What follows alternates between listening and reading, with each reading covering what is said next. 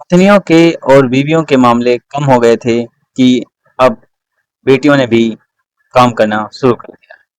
काम का करने का मतलब है हत्याएं, मारना, जुर्म में अपना हाथ बटाना, वही करने लगी हैं।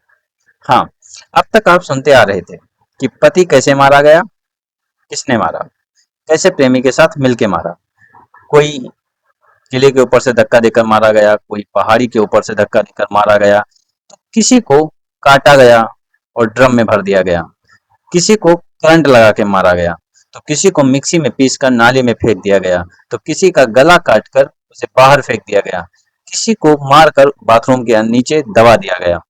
आप ये सब तो सुनते आ ही रहे थे।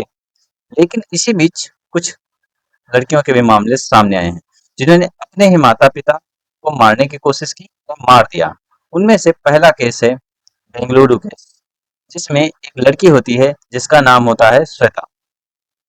श्वेता एक लड़के से प्यार करती थी, जे केथन नाम था उसका, और वो बेंगलुरु में रहते थे। जो केथन जे केथन है उसके ऊपर कर्ज था बहुत सारा।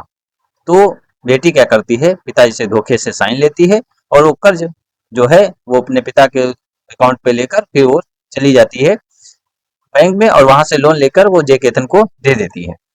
इस बारे में जब पता चलता है पिता को तो वो बात करने जाते हैं, जहाँ पर जे केतन और जो श्वेता है वो लिविंग में रह रहे होते हैं। अपनी बेटी और पत्नी के साथ जो है वो जाते हैं। तो जो पिता है उनका नाम है सोम सुंदर, जो पत्नी है उनकी उनका नाम है मुथुलक्ष्मी, और जो उनकी बेटी है सुप्रिया। पिता की उम्र है 52 साल, पत्नी की उम्र है उनकी 48 साल, यानी कि श्वेता की जो माँ है उसकी उम्र है 48 साल और सुप्रिया की उम्र है 19 साल।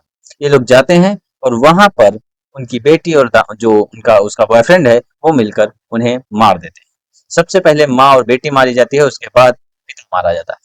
फिर सीसीटीवी के बेस पे और जो पड़ोसी हैं उनके बेस पे जो है पुलिस आती है और उन्हें वो करती है, वो वहां से भाग रहे होते हैं लेकिन उन्हें पौंडुचेरी से पकड़ लिया जाता है।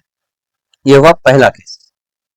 दूसरा केस अभी अभी राजस्थान में, जहां पर आयुषी शर्मा जिनकी उम्र मात्र 23 साल है, मात्र 23 साल, इस उम्र में लगभग सारे लोग पढ़ रहे होते हैं, वो भी पढ़ रही थी कि माता और पिता दो के दोनों हाई कोर्ट में काम करते थे, इस वजह से इनका एक संपन्न परिवार में रहती थी।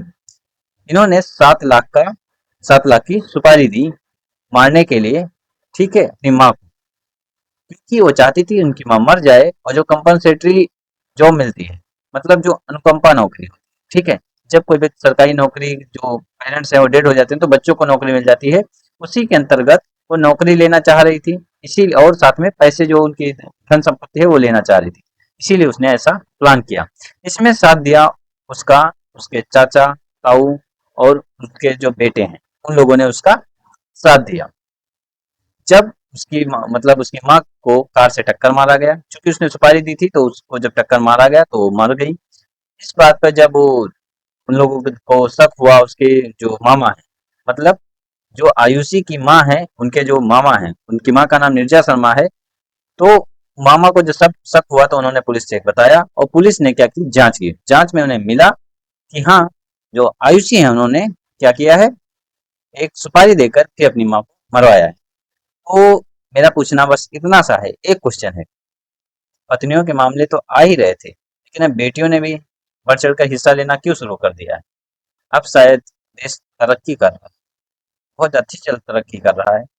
आपकी क्या राय है, आप जरूर बताएं। वैसे मैं इन घटिया विचारों पर कोई अपना वो मत नहीं देना चाहूंगा। धन्यवाद।